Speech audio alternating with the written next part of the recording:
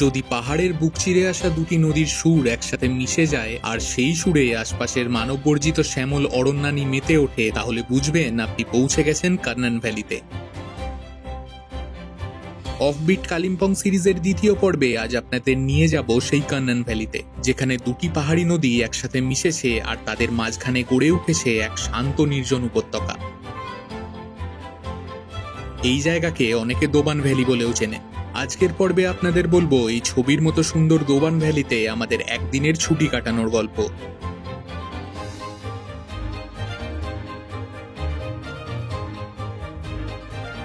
এখানে সারাটা দিন কাটিয়ে দেওয়া যায় নদীর ধারের এই কেবিনগুলোতে বসে, আর রাত্রে বনফায়ারের আলোয় দূর হয় মনের সকল জড়তা। যারা কালিম্পংয়ের পাহাড়ে মানালি বা অন্যান্য জায়গার মতো অ্যাডভেঞ্চার অ্যাক্টিভিটি করতে চান, তাদের সন্ধান দেব এক রিসর্টের। এই রিসর্টে আপনারা বিভিন্ন অ্যাডভেঞ্চার অ্যাক্টিভিটি করতে পারেন। আমার চ্যানেলে প্রথমবার এসে থাকলে অবশ্যই সাবস্ক্রাইব করে নেবেন।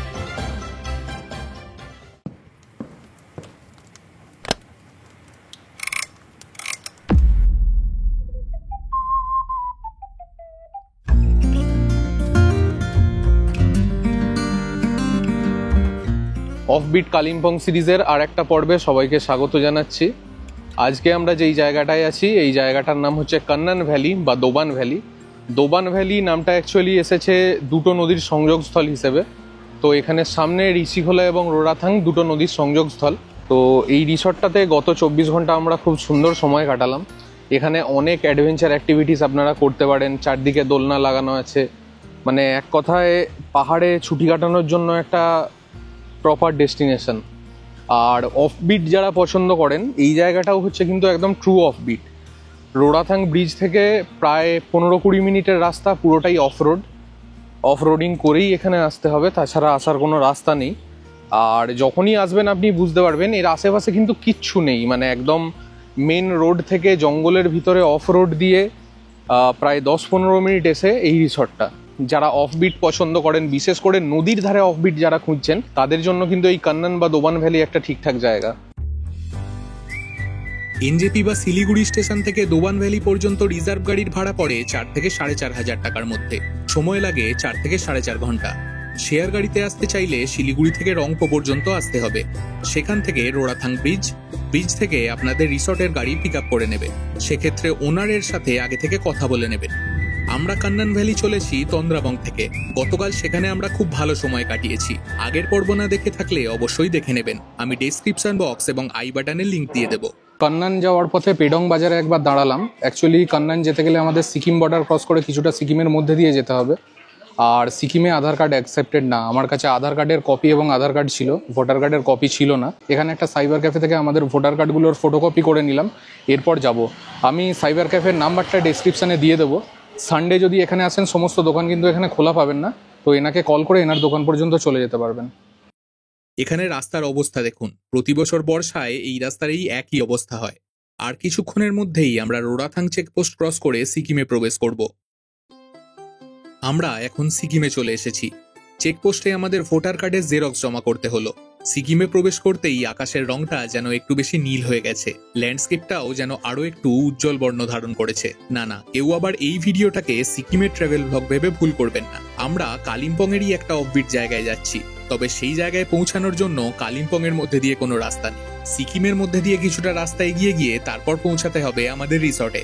সিকিম ভ্রমণের ভিডিও কে দেখতে চান কমেন্টে জানাবেন আমাকে। এনজেপি থেকে কান্নান পর্যন্ত যদি আপনারা ভায়া পেডং আসেন, তাহলে রাস্তায় ইচ্ছেগাঁও, সিলারিগাঁও এবং পেডং সাইট সিন করে নিতে পারেন। যদি ভায়া রংপো আপনারা কান্নান আসেন, তাহলে রাস্তার আশেপাশে সেই রকম সাইট সিনের কোনো সুযোগ নেই। যদি আপনাদের কাছে সিকিম নাম্বার প্লেটের গাড়ি থাকে, তাহলে আশপাশের মধ্যে ঋষিখোলা এবং রেনক ঘুরে নিতে পারেন। রোরাথাং ব্রিজের কাছে একটা গ্যারেজ আছে, তার পাশ দিয়ে একটা সরু রাস্তা জঙ্গলের মধ্যে দিয়ে নদীর কাছে চলে গেছে। এই রাস্তা ধরেই আমাদের পৌঁছাতে হবে রিসর্টে। রাস্তার অবস্থা খুব একটা ভালো না, কিছু সময় এতটাও খারাপ অবস্থা থাকে যে শুধুমাত্র 4x4 গাড়ি চলাচল করে। আপনারা রিজার্ভ গাড়িতে এলে রাস্তার কন্ডিশন সম্পর্কে হোটেল ওনারের সাথে আগে থেকে কথা বলে নেবেন। যদি এই রাস্তায় আপনাদের গাড়ি না যায় তাহলে রিসর্টের গাড়ি আপনাদিকে রোড়াথাং ব্রিজ থেকে পিক আপ করে নেবে। সামনে দেখুন একটা টানেল। উত্তরবঙ্গের পাহাড়ে এই প্রথম কোনো টানেল দেখলাম। আমরা আবার কালিম্পংয়ে প্রবেশ করে গেছি।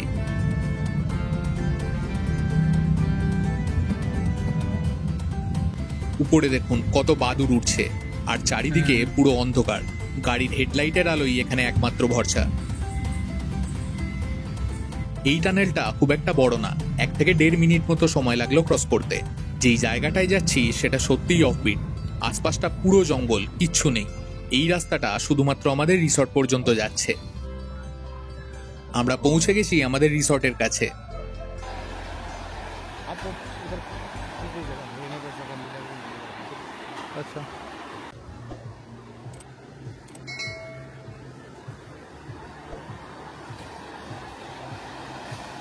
রোড়াথাং ব্রিজ থেকে 15 থেকে 20 মিনিট সময় লাগলো। এই পাথরের উপর দিয়ে হেঁটে নদী পেরিয়ে আমাদের রিসর্টে পৌঁছাতে হবে। লাগেজ রিসর্টের স্টাফরাই ক্যারি করছেন। জল আর একটু কম হলে আমাদের গাড়ি ক্রস করে চলে আসতে পারত।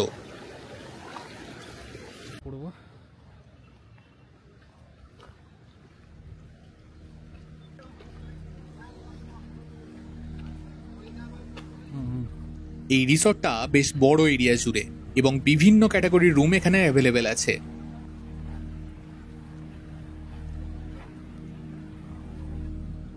আমরা নিয়েছিলাম রিভার সাইডের এই ছোট্ট সুন্দর কটেজটা।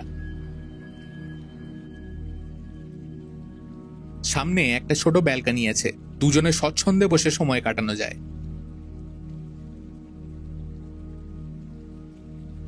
ব্যালকনি থেকে ভিউ কিছুটা এইরকম। এখানে ওয়াইফাইও আছে, এছাড়াও মোবাইলে 5G নেটওয়ার্ক আসছে, স্পিড বেশ ভালো। রুমটা ছোট, তবে দুজনের জন্য ঠিকঠাক। একটা ডাবল বেড দেওয়া আছে। এখানে একটা ওয়াল ফ্যান আছে। অনেকটা নিচে হওয়ার কারণে গরম এখানে ভালোই পড়ে। এখানে একটা টেবিল দেওয়া আছে। রুমের পিছনের দিকে অ্যাটাচ টয়লেট। টয়লেট খুব একটা বড় না, গিজারও নেই। ওয়াশরুমটা আর একটু বেটার হতে পারত। এখানে ফুডিং লজিং নিয়ে আমাদের খরচ হয়েছে 1700 টাকা পার পারসন, যার মধ্যে লাঞ্চ, ইভিনিং স্ন্যাক্স, ডিনার এবং ব্রেকফাস্ট ইনক্লুডেড।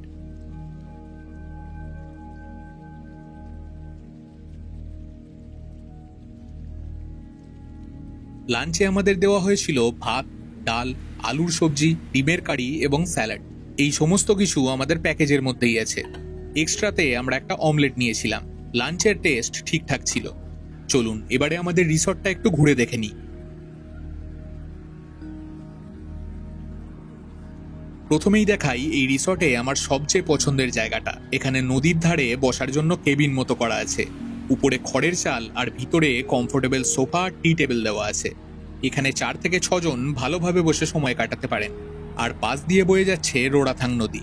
সামনে কনস্ট্রাকশনের কাজ হওয়ার কারণে এখন জল ঘোলা, তবে এই জায়গার নদীতে জল ক্রিস্টাল ক্লিয়ার থাকে। আর আশপাশের দৃশ্যপট ঠিক কতটা সুন্দর দেখুন।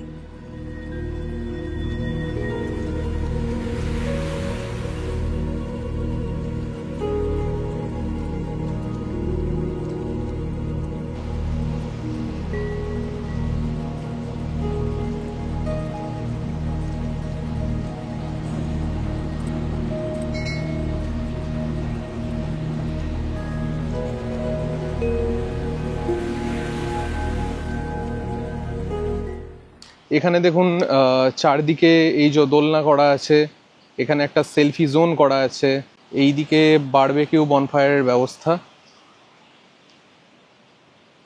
এইখানেও একটা সেলফি জোন করা আছে।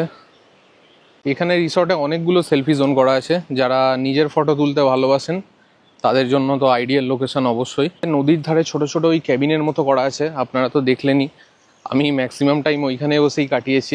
ওভারঅল জায়গাটা খুব সুন্দরভাবে সাজানো। যারা অফবিট এনজয় করেন তাদের জন্য তো ভালো লাগবেই। তবে এখান থেকে বাইরে সাইট সিনের অপশান খুব কম অ্যাভেলেবেল আছে। ম্যাক্সিমাম যা কিছু করার এই প্রিমাইসিসের মধ্যেই।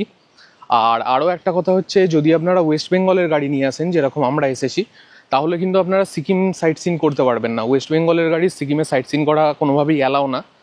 তো সাইট সিন করতে হলে যদি ওয়েস্ট বেঙ্গলের গাড়িতে আসেন তাহলে সিকিমের এখানে লোকাল গাড়ি নিয়ে আপনাকে সাইট সিন করতে হবে। এখান থেকে ওই রেনক সাইডে যেতে পারেন।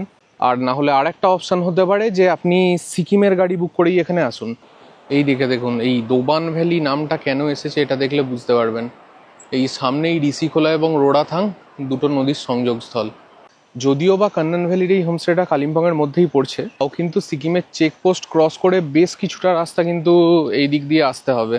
অবশ্যই ভোটার কার্ডের জেরক্স সাথে রাখবেন, তার কারণ হচ্ছে এখানে কিন্তু আধার কার্ড কোনোভাবেই অ্যালাউ না। আর আমি ওখানে জিজ্ঞাসাও করেছিলাম চেকপোস্টে যে ভোটার কার্ড ব্যতীত কী ডকুমেন্টস অ্যালাউ হতে পারে। তো ওনারা বললেন যে গভর্নমেন্ট অফ ইন্ডিয়ার ইস্যু করা যে কোনো আইডি কার্ড যাতে অ্যাড্রেস আছে সেটা কিন্তু valid, except of Aadhaar card. Aadhaar card সিকিমে ভ্যালিড না। সিকিম বেড়াতে গেলে ভোটার কার্ড অবশ্যই ক্যারি করবেন, অথবা ড্রাইভিং লাইসেন্স থাকলে ড্রাইভিং লাইসেন্স দিয়েও কিন্তু কাজ মিটে যাবে। এইটা যেটা দেখতে পাচ্ছেন এটা হচ্ছে আমাদের রিসর্টটা, আর সামনে তো নদী যাচ্ছেই। আর এই জায়গাটায় দেখুন রোড়াথাঙ্গার ঋষির মিটিং পয়েন্ট।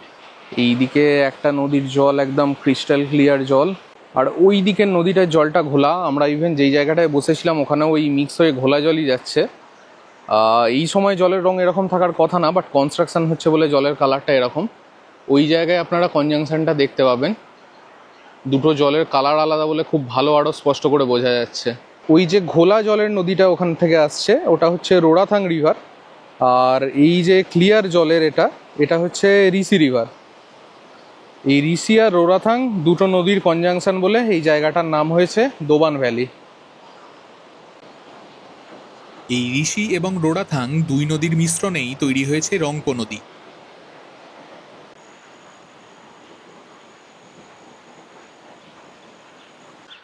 এই রিসর্টটায় বিভিন্ন অ্যাডভেঞ্চার অ্যাক্টিভিটির অপশান আছে, যেমন ওই সুইং বা দোলনা তো আছে বললামই, আমি ভিডিওও দেখাচ্ছি ওখানে গিয়ে।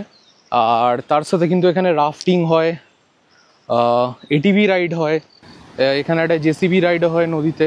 রাফটিংটা এখন বন্ধ আছে, তার কারণ হচ্ছে ওয়াটার লেভেল যেহেতু কম। আর তাছাড়াও এখানে আপনারা ফিশিং করতে পারেন, কিন্তু ফিশিং করার ক্ষেত্রে ফিশিংয়ের যে ইকুইপমেন্টস সেগুলো কিন্তু আপনাদেরকে নিয়ে আসতে হবে, এখান থেকে প্রোভাইড করা হয় না, আমি জিজ্ঞাসা করেছিলাম। আর তাছাড়াও কী কী অ্যাডভেঞ্চার অ্যাক্টিভিটি আছে ওখানে একটা বোর্ড দেওয়া আছে, আমি দেখিয়ে দিচ্ছি। যারা গরমে প্ল্যান করছেন এই জায়গাটায় প্ল্যান করবেন না, এই জায়গাটা একটু ঠান্ডার দিক করেই ভালো। এখন যেহেতু বৃষ্টি হয়ে ওয়েদার অনেকটাই ঠান্ডা, কিন্তু কালকে যখন এলাম প্রচণ্ড গরম ছিল। এই দেখুন এই জায়গাটা রিভার ক্রসিং।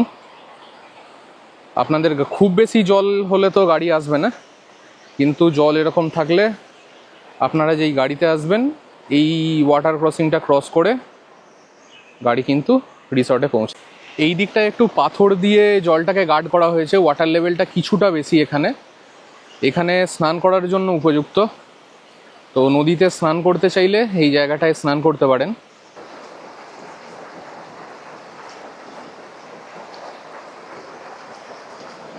এখানে দেখুন এই সমস্ত অ্যাডভেঞ্চার অ্যাক্টিভিটির বোর্ড দেওয়া আছে উইথ প্রাইস।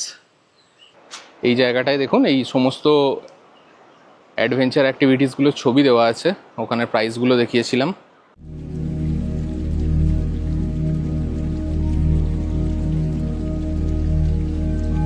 আমাদের রিসর্ট অর্থাৎ এই ড্রিম অ্যাডভেঞ্চার আইল্যান্ড থেকে সন্ধ্যের স্ন্যাক্স নিয়ে নিয়েছি। এখানে অনিয়ন পকোড়া দিয়েছে, পকোড়াটা ওদের প্যাকেজের মধ্যেই ইনক্লুডেড। চা দিয়ে গেছে, চা এবং পকোড়া ফুডিং লজিং এর প্যাকেজের মধ্যে যেটা ইনক্লুডেড। আর আমরা তার সাথে এক্সট্রাতে নিয়ে নিয়েছি ফ্রেঞ্চ ফ্রাইজ, এটা হলো chicken peri peri dry fry. Extra আইটেমগুলোর প্রাইস আমি স্ক্রিনে দিয়ে দেবো, আর তার সাথে আমি এনাদের মেনু কার্ডটাও শেয়ার করে দেবো। সন্ধ্যার স্ন্যাক্স খাওয়ার জন্য যেই জায়গাটায় বসেছি সেটা দেখুন, একদম এই নদীর পাড়ে একটা কেবিন মতো করা আছে, তার ভিতরে এই সন্ধ্যার স্ন্যাক্স, চা, এইসবের ব্যবস্থা। সন্ধ্যার স্ন্যাক্সে আমরা যেই আইটেমগুলো নিয়েছিলাম এবং আমাদের প্যাকেজেও যেটা ছিল মোটামুটি সবকটাই ভালো খেতে, কিন্তু আলাদা করে হাইলাইট করব এই চিকেন পেরি পেরি ড্রাই ফ্রাইটাকে। আপনারা এই রিসর্টে এলে এটা ট্রাই করবেন, এটা আমার খুব ভালো লেগেছে। আমাদের রিসর্টটা দিনের আলোয় তো সুন্দর ছিলই, তবে রাত্রে আলোর রোশনাইয়ে তার সৌন্দর্য যেন দ্বিগুণ বেড়ে গেছে। আপনাদের সাথেও কিছু মুহূর্ত শেয়ার করলাম।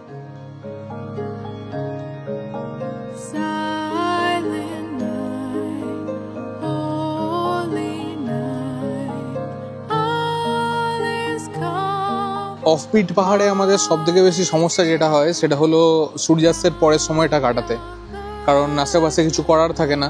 কিন্তু এই প্রপার্টিটা এমনভাবেই ডিজাইন করা যেটাতে আপনারা সন্ধ্যার পরের টাইমটাও খুব ভালোভাবে কাটাতে পারবেন।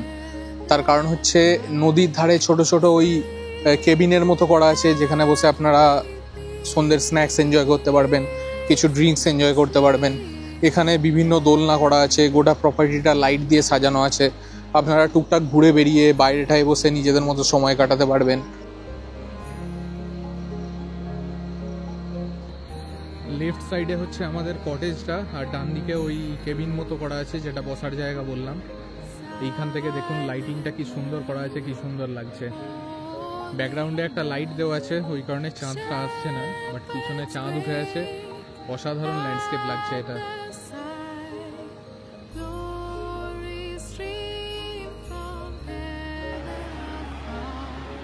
এখন রাত 9:30 বাজছে। আমাদের প্যাকেজে যেই ডিনারটা ছিল সেটা দিয়ে গেল। এখানে একটা ভাজি দিয়েছে, আলু বিনসের ভাজি, আর ডাল দিয়েছে, সাথে এখানে চিকেন, সাথে ভাত এবং রুটি দুটোরই অপশন ছিল। আমরা রুটি নিয়ে নিয়েছি।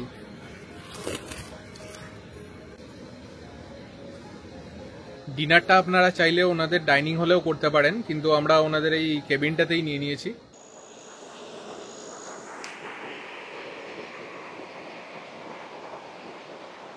ওভারঅল এই জায়গাটা আমার খুবই ভালো লেগেছে। আপনারা একটা বা দুটো দিন এই জায়গাটায় ছুটি কাটাতে আসতেই পারেন। আর যারা সিল্ক রুট যাচ্ছেন বা সিকিম যাচ্ছেন ঘোরার জন্য, তাদের জন্য ফার্স্ট ডে ডেস্টিনেশন কিন্তু এটা বেস্ট হবে, ফার্স্ট ডে অথবা লাস্ট ডে। এবার লাস্ট ডে আমি রেকমেন্ড করি একটু কাছাকাছি গিয়ে থাকার, এতটা দূরে না থেকে। যারা জুলুক সাইডে যাচ্ছেন বা সিকিম ট্রিপে যারা যাচ্ছেন, তাদের জন্য ফার্স্ট ডে কাটানোর বেস্ট ডেস্টিনেশন এটা। প্রথম দিন আসুন, এখানে রেস্ট করুন, তারপর দিন এখান থেকে বেরিয়ে যান। আজকে ব্রেকফাস্ট করে এই জায়গাটা থেকে বেরিয়ে যাব। আজকে আমাদের গন্তব্য হচ্ছে খড়কাগাঁও। খড়কাগাঁও কালিম্পংয়ের একটা অফবিট ডেস্টিনেশন। আমি আগেও গেছি ওখানে, কিন্তু তখন আমি ভিডিও বানাতাম না। এবারে যাব, আপনাদেরও দেখাবো। তো এখান থেকে ব্রেকফাস্ট করব, ব্রেকফাস্ট করে বেরিয়ে যাব। ব্রেকফাস্টে আমাদের দেওয়া হয়েছিল পুরি এবং ছোলার তরকারি। এক্সট্রাতে আমরা নিয়েছিলাম দুটো বয়েলড এগ। এবারে দোবান ভ্যালিকে বিদায় জানিয়ে বেরিয়ে পড়তে হবে আমাদের পরবর্তী গন্তব্যের উদ্দেশ্যে। আজকের পর্ব এখান পর্যন্তই। ভিডিও কেমন লাগলো তা কমেন্টে জানাতে ভুলবেন না। যদি ভিডিও ভালো লেগে থাকে লাইক করুন, আপনাদের পরিচিতদের সাথে শেয়ার করুন। আর আপনি যদি এই ধরনের ভিডিও দেখতে পছন্দ করেন, তাহলে আমার চ্যানেল দ্য ফ্লপ এক্সপ্লোরারকে অবশ্যই সাবস্ক্রাইব করুন। আমি দ্য ফ্লপ এক্সপ্লোরার আরও একটা নতুন ভ্রমণের গল্প নিয়ে ফিরে আসছি পরের পর্বে।